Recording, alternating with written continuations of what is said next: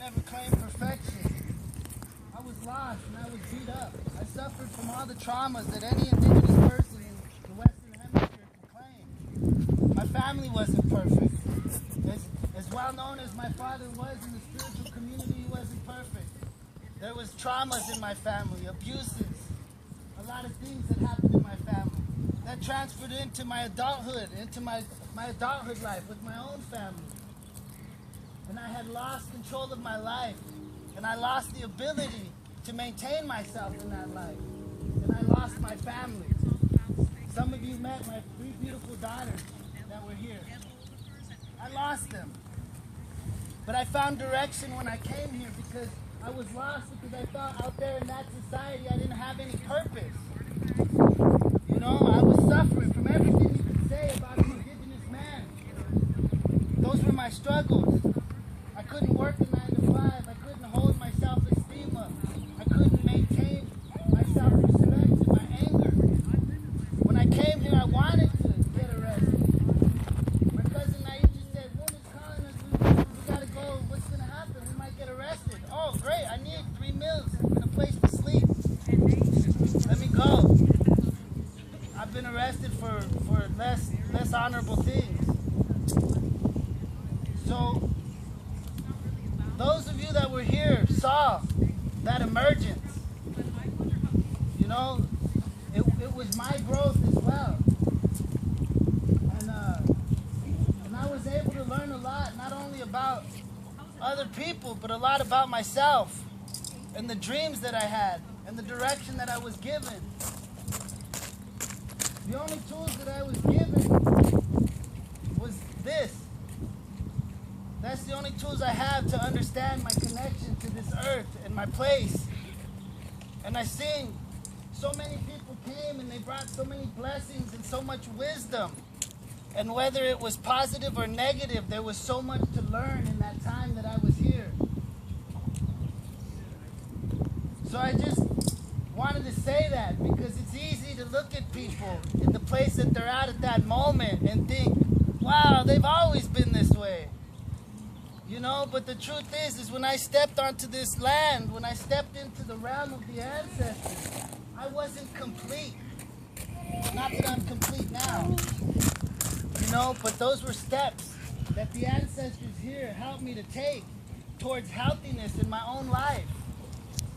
And the things that I was lacking out there, I was provided for here, which was a family. And even though things weren't perfect, we were talking about things.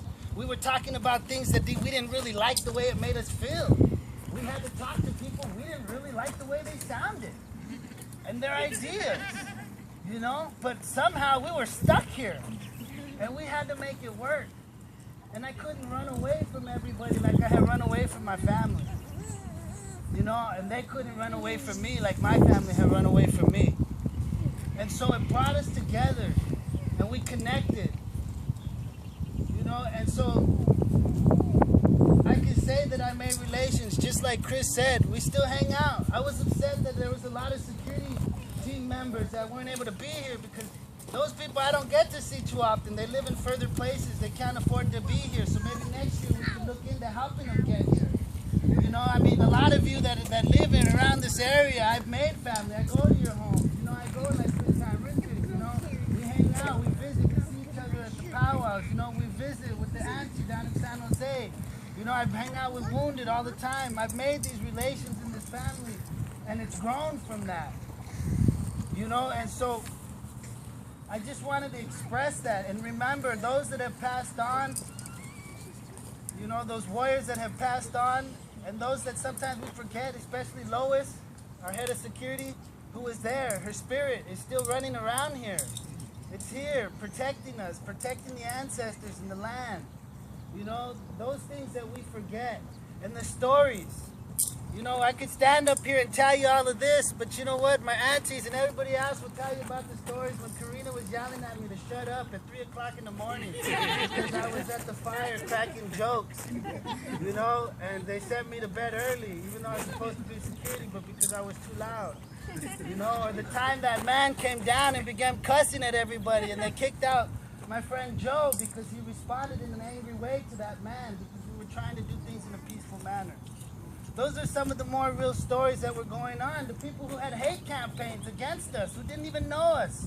And they had those things put on the internet and on websites about how evil we were and how bad we were.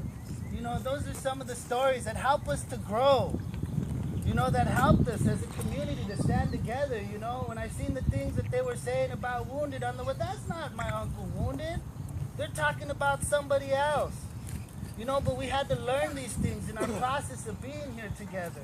And so that's kind of what I experienced here. And I just kind of want to acknowledge, you know, all the blessings that were bestowed upon us, and especially myself and my family, because it was a kickstart in my process of healing in my own life. Because we had to. Because I had to. I could no longer look at my life and say that that the revolution began outward, because the revolution, the resistance is inward in our hearts, and we're responsible for our own actions, and we're responsible for the things that we do, and we have to connect into that and bring balance back into our own lives. And that's kind of what I learned here. And so it began my process of healing. It brought me the songs, the music, and all these beautiful gifts that I have here today.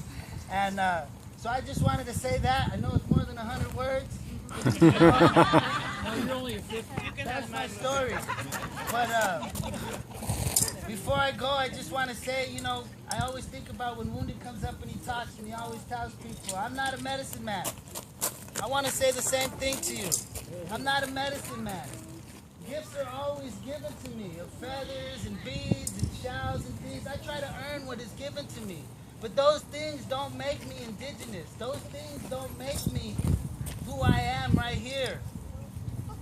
I'm just a human being. And whether I'm a medicine man or a singer or a security guard or a cook or someone who's on Facebook trying to support people from their internet connection, I'm just a human being. And it doesn't matter. We all have something to offer to our families and to our circles. And let's appreciate that. And let's go beyond a lot of this hierarchy of spirituality and who's better than who, because who's more holier and who can do this more and who gets more time, you know, on television and all of that kind of stuff. Because I don't really like this shit. I don't really like it. Órale. I apologize, but I'll be honest, I don't like it. You know, we need more of you out here. I'm not just trying to be on front of the camera or be in front of on the newspaper or be that person. You know, those who really know me know that I'm not that person. I need more of you. We need more of you to stand up and be there, to represent the indigenous people, even if you're just standing there taking a picture, because we need that. You know, so I want to remind you, but that's my own craziness, why I'm out there every day, right next to Wounded. Sometimes we're looking at who's more crazy because we're out there. What are we doing? You know, but we need more of you out here. We need more of you out there, singing the songs, saying the words, praying the prayers, doing all of that. So I just wanted to say that, so that people know that this is a part of trying to get something better for our people. This isn't something that I personally enjoy, because I don't even like technology like that. So I just wanted to remind you that. Thank you, and good afternoon.